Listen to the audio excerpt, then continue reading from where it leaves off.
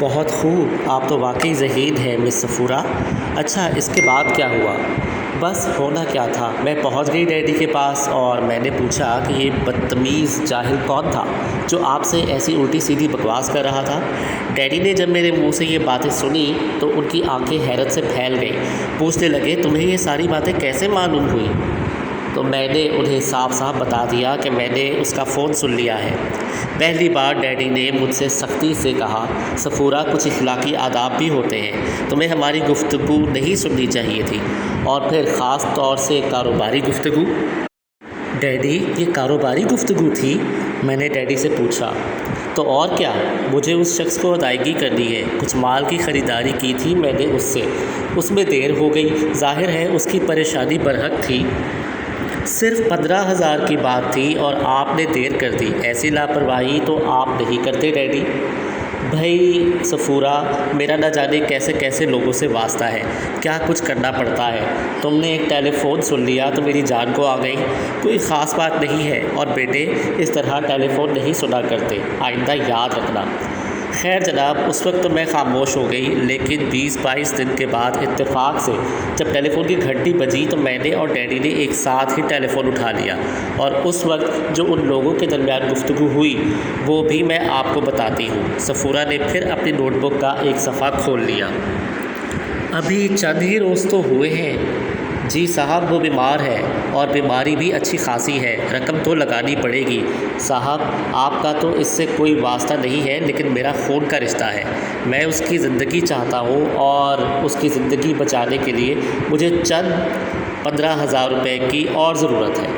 تمہارا دماغ خراب ہو گیا ہے؟ ابھی چند روز قبل تم 15,000 لے چکے ہو، میں اتنی جلدی یہ رقم ادا نہیں کر سکتا۔ ارے چھوڑیے اعظمی صاحب، 1,00,000 2 لاکھ مانگ لیتا تب بھی آپ کے لیے دینا مشکل نہیں ہوتا، لیکن میں چھوٹا سا آدمی ہوں، بہت بڑی رقم ہضم نہیں کر سکتا، اس لیے تھوڑی تھوڑی کر کے مانگتا ہوں تاکہ آپ کو بھی پریشانی نہ ہو اور میرا بھی کام چلتا رہے۔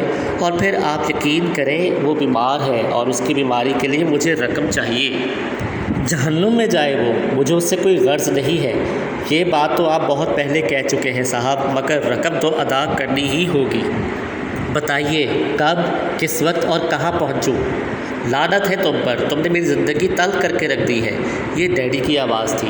اور آپ نے بھی بہت کچھ کیا ہے صاحب، تفصیل میں جانے سے کیا فائدہ، جو ہو چکا ہوتا ہے، بعض اوقات اسے بھولا نہیں جا سکتا۔ ہم بھی نہیں بھول سکتے اور آپ کو بھی نہیں بھولنے دیں گے۔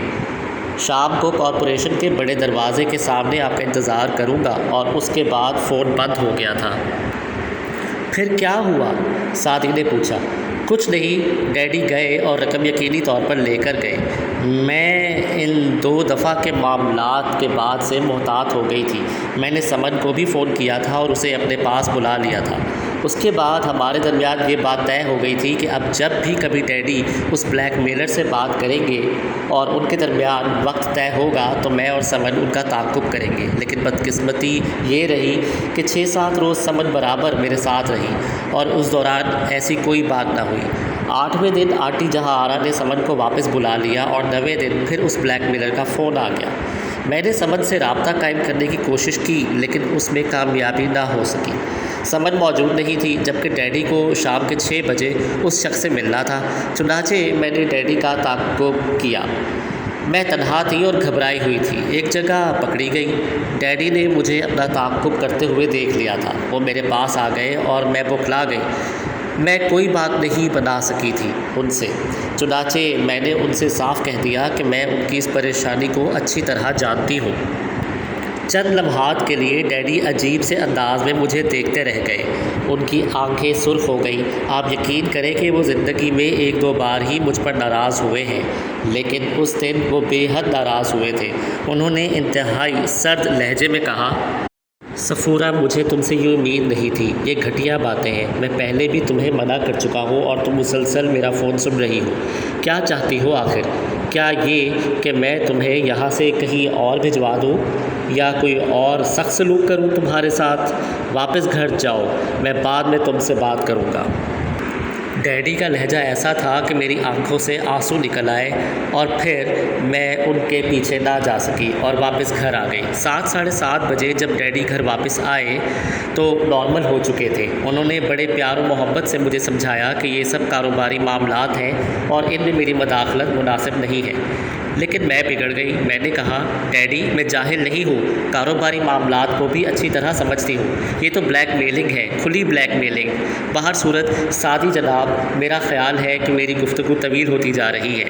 ڈیڈی نے اسے کسی طور بھی بلیک میلنگ تسلیم نہیں کیا، بلکہ نہایت سخت ہو گئے اس سلسلے میں۔ انہوں نے وہ سب تمام فون کاٹ کر صرف ایک فون رہنے دیا اپنی خوابگاہ میں، اور اس کے بعد میں ان کی کوئی گفتگو نہیں سن سکی۔ لیکن مجھے یقین ہے کہ ڈیڈی اب بھی اس بلیک میلنگ کا شکار ہیں اور 30-40 ہزار روپے ماہانہ بڑی باقاعدگی سے اس بلیک میلر کو ادا کر رہے ہیں۔ یہ ڈیڈی کا معاملہ ہے، میں بھی اس میں مداخلت نہیں کرتی، لیکن وہ بڑے پریشان رہتے ہیں اور میں ان کی پریشانی دور کرنا چاہتی ہوں۔ ٹھیک ہے مس صفورہ، آپ بالکل مطمئن رہیں۔ کیا ایسا ہو سکتا ہے کہ کسی طرح ہمیں صرف ایک بار وہ دن اور وہ تاریخ معلوم ہو جائے جب وہ بلیک میلر آپ کے ڈیڈی سے رقم وصول کرتا ہے؟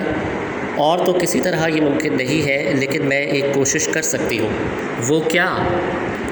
میں ایک انسٹرومنٹ بازار سے خرید لیتی ہوں اور اسے کسی بھی جگہ سیٹ کر لوں گی، اس پر ڈیڈی کی گفتگو سنتی رہوں گی، اور جس دن بھی ڈیڈی کو اس بلیک میلر کا فون موصول ہوا میں آپ کو اطلاع دے دوں گی۔ یہ نہایت ضروری ہے، بس ایک بار آپ کو یہ زحمت کرنا ہوگی، اس کے بعد کے معاملات ہم خود دیکھ لیں گے، سعدی نے کہا، اور صفورہ نے گردن ہلا دی تھی۔ تب سمن نے مسکراتے ہوئے پوچھا، تم مطمئن ہو صفورہ؟ ہاں بالکل، صفورہ نے جلدی سے کہا، پھر ہینڈ پرس میں ہاتھ ڈالا اور نوٹوں کی کچھ گڈیاں نکال کر سعدی کے سامنے ڈال دی۔ یہ 25,000 روپے ہیں جناب عالی، آپ انہیں قبول فرمائیے، مزید بھی اخراجات ہوں گے وہ بھی ادا کر دوں گی۔ او نہیں مس صفورہ، ان کی جلدی نہیں ہے، ابھی آپ کا کام ہو جائے اس کے بعد ہم یہ رقم قبول کرنے کے مجاز ہوں گے۔ نہیں، آپ رکھ لیجئے پلیز، میرے ڈیڈی کی پریشانی کے سامنے یہ رقم کوئی حیثیت نہیں رکھتی۔ میرا بہت بڑا بینک بیلنس ہے، بیکار پڑے ہوئے ہیں، اگر ان میں سے کچھ ڈیڈی کی پریشانیاں دور کرنے میں کام آ جائیں تو مجھے ذرا بھی زحمت نہیں ہوگی، آپ انہیں رکھ لیں، میں آپ کی بے حد شکر گزار ہوں گی۔ سعدی نے شانے ہلائے۔ سمن نے اسے اشارہ کر دیا تھا کہ نوٹ قبول کر لیے جائیں، چنانچہ اس نے گڈیاں اٹھا کر میز کی دراز میں ڈال دی۔ پھر اس نے صفورہ کو اپنا فون نمبر دیا۔ صفورہ نے اسے اپنی اسی چھوٹی سی نوٹ بک میں نوٹ کر لیا جس میں نہ جانے کون کون سی دلچسپ چیزیں درج ہوں گی۔ ان لوگوں نے سمن اور صفورہ کی تھوڑی سی خاطر مدارت کی، اس کے بعد سمن نے اجازت چاہی۔ سمن اور صفورہ کے جانے کے بعد DDT لمیٹڈ کے ڈائریکٹران سر جوڑ کر بیٹھ گئے۔ صفورہ کے سلسلے میں غور ہونے لگا۔ باسط اعظمی کے بارے میں تفصیلات حاصل کرنے کا فیصلہ کیا گیا اور یہ ذمہ داری ظفری کو سونپ دی گئی۔ ٹھیک ہے، میں اس شخص کے بارے میں تفصیلات معلوم کر لوں گا، ظفری نے جواب دیا۔ اس دوران ہم صفورہ کے ٹیلی فون کا انتظار کریں گے۔ جو گفتگو صفورہ نے اعظمی اور بلیک میلر کے درمیان بتائی ہے اس پر غور کرو، یہ گفتگو کسی خاص سمت اشارہ نہیں کرتی۔ میرا خیال ہے بیکار سر کھپانے سے کوئی فائدہ نہیں، پہلے ہم ایک بار اس کی زیارت کر لیں، اس کے بعد باقی معاملات بھی دیکھ لیں گے، سعدی نے کہا، اور تینوں اس بات پر متفق ہو گئے۔ سمجھ ان کے لیے خاصی منفعت بخش ثابت ہو رہی تھی۔ شکیلہ نے اس کی تعریف کرتے ہوئے کہا، بھائی یہ بیگم جہاں آرا، ہدایت پور اور ان کی صاحبزادی سمن تو ہمارے لیے سونے کی کان ثابت ہو رہی ہیں، اچھی خاصی رقم کما لی ہم نے ان لوگوں سے۔ میرا خیال ہے اب اگر وہ 3 ماہ تک کوئی کیس نہ ملا تو گزارا کیا جا سکتا ہے۔ پیر و مرشد، کاروبار بڑھانا بے حد ضروری ہے، دیکھتے ہیں پہلے اس سلسلے میں کوئی صحیح کام ہو جائے، اس کے بعد کیسز تو آتے رہیں گے۔ آپ دیکھیں تو صحیح یہ ادارہ کس طرح چمکتا ہے۔ بے شک ایک شعر ہے شاعر کا، مسترب صاحب کی آواز دروازے سے سنائی دی۔ دیکھیے مسترب صاحب، آپ خواہ اچھی خاصی باتوں میں مداخلت کر کے بدشگونی پیدا کر رہے ہیں۔ وہ شاعر یقیناً مر چکا ہوگا، اور اگر نہیں مرا ہوگا تو نیم مردہ ہوگا اپنے حالات کی وجہ سے، چنانچہ اس کا شعر سنا کر آپ ہمیں بددل نہ کریں براہ کرم۔ اوہ ہو، اچھا، ویسے واقعی یہ پیشگی ادائیگی والے کیس مجھے بھی بے حد پسند ہے۔ ٹھیک ہے تشریف لے آئیے، وصول کر لیجیے اپنا حصہ، کون منع کر رہا ہے آپ کو، سعدی نے کہا اور مضطرب صاحب دونوں ہاتھ ملتے ہوئے اندر آ گئے۔ 3 دن کے بعد ظفری نے رپورٹ پیش کی۔ باسط اعظمی ایک خوشحال انسان تھا، بہت زیادہ دولت مند نہیں تھا، لیکن اتنا ضرور تھا کہ خوشحال لوگوں میں شمار کیا جا سکے۔ کاروں کا ایک بڑا شو روم تھا اس کے علاوہ اون رگنے کی ایک فیکٹری تھی جس میں تقریباً 50 افراد کام کرتے تھے۔ آدھ دن یعنی صبح 9 بجے سے لے کر 12 بجے تک فیکٹری میں رہتا ہے۔ اس کے بعد اس شو روم میں حلقہ احباب زیادہ وسیع نہیں ہے۔ محتاط اور خوش طبیعت کا آدمی ہے۔ کوٹھی میں 5 ملازم اور بیٹی ہے، ملنے جلنے والے نہ ہونے کے برابر ہیں۔ یہ تھی ظفری کی رپورٹ، لیکن اس سے کوئی خاص نتیجہ اخذ نہیں ہوتا تھا۔ اس کے باوجود سعدی نے ظفری کو مشورہ دیا کہ باسط اعظمی کا تعاقب جاری رکھا جائے اور اندازہ لگانے کی کوشش کرے کہ اس کے اور مشاغل کیا ہیں۔ سعدی نے خود بھی اس ذمہ داری کا کچھ حصہ بانٹ لیا تھا اور بعض اوقات وہ خود بھی باسط اعظمی کا تعاقب کرتا تھا۔ میٹنگ میں کچھ اور باتیں بھی طے کی گئی تھیں، مثلاً اب ایک کار خرید لی جائے، خواہ سیکنڈ ہینڈ کیوں نہ ہو۔ اس کے لیے سرمائے کے اشتراک کا فیصلہ بھی کر دیا گیا تھا۔ باہر صورت اس دن صبح جب کہ مضطرب صاحب دفتر کی جھاڑ پوچھ میں مصروف تھے، ٹیلی فون کی گھنٹی بجی تھی اور مضطرب صاحب نے ریسیور اٹھا لیا۔ کون صاحب بول رہے ہیں؟ دوسری طرف سے ایک نسوانی آواز سنائی دی۔ فدوی کو اضطراب احمد مضطرب کہتے ہیں، کیا یہ DDT لمیٹڈ نہیں ہے؟ جی ہاں وہی ہے۔ پھر آپ یہاں کیا کر رہے ہیں؟ نسوانی آواز نے کہا۔ جی وہ میز کی نچلی سطح میں جالے لگ گئے ہیں، انہیں صاف کر رہا ہوں۔ ابھی چند لمحات گزرے ہیں، گلدان دھو کر لایا تھا اور اس سے قبل بس میں سمجھ گئی، آپ چپڑاسی ہیں۔ کیا کہا؟ چپڑاسی؟ لڑکی کی ہنسی آمیز آواز سنائی دی۔ یہ فون میں آپ کے سر پہ دے ماروں یا اپنے سر پر؟ یعنی ایک شاعر کی ایسی تضحیک، ایک دوست اور ایک معاون کار کے لیے ایسا نازیبا لفظ۔ عزیزہ میں ان حضرات کا شریک کار ہوں، میرے بغیر ان کی گاڑی نہیں چلتی، سمجھی آپ؟ سمجھ گئی۔ کیا 5 بجے کے بعد آپ یہاں پر نہیں ہوتے؟ شام کو 5 بجے کے بعد؟ مضطرب صاحب نے پوچھا۔ جی ہاں اسی وقت کی بات کر رہی ہوں۔ ہوتا ہوں، یقیناً ہوتا ہوں، مضطرب صاحب نے کہا۔ جی نہیں، کل 5:30 بجے شام آپ موجود نہیں تھے، گھنٹی بجتی رہی تھی، کسی نے فون ہی نہیں اٹھایا ہے۔ کل 5:30 بجے؟ مضطرب صاحب نے پراضطراب انداز میں اپنا دایاں گال کھجایا، پھر بولے جی ہاں نہیں ہوگا، یقیناً نہیں ہوگا۔ کہاں تھے آپ؟ وہ جو دوسری منزل کے فراز احمد ایڈوکیٹ ہے نا، کسی مقدمے کی پیروی کے لیے شہر سے باہر گئے ہوئے تھے، اور ان کا ملازم رحیم بخش کافوری بڑا صاحب ذوق اور سخن فہم ہے، چنانچہ کبھی کبھی جما لیتا ہے مشاعرہ، اور بھی چند افراد آ جاتے ہیں۔ وہی تھا کل۔ لیکن آپ کون خاتون ہیں؟ یہ سعدی ظفری وغیرہ نہیں آئے ابھی تک؟ نہیں ابھی نہیں آئے، بس پہنچنے والے ہیں۔ کم از کم کتنی دیر؟ بس 15 منٹ سے آدھے گھنٹے کے اندر، یا ممکن ہے اس سے پہلے بھی آ جائیں۔ آپ یوں کیجئے کہ مجھ سے گفتگو کرتی رہیے، بس اس دوران میں وہ پہنچ جائیں گے، مضطرب صاحب نے کہا۔ کیا گفتگو کروں آپ سے؟ شعر و سخن سے دلچسپی ہے آپ کو؟ مضطرب صاحب نے پوچھا۔ جی نہیں، کوئی خاص نہیں، عام ہی صحیح۔ رات کے مشاعرے کا حال سناؤں آپ کو؟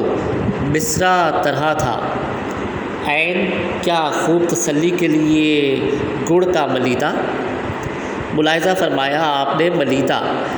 اس مشکل زمین میں غزل کہنی تھی، اور وہ بھی فی البدی۔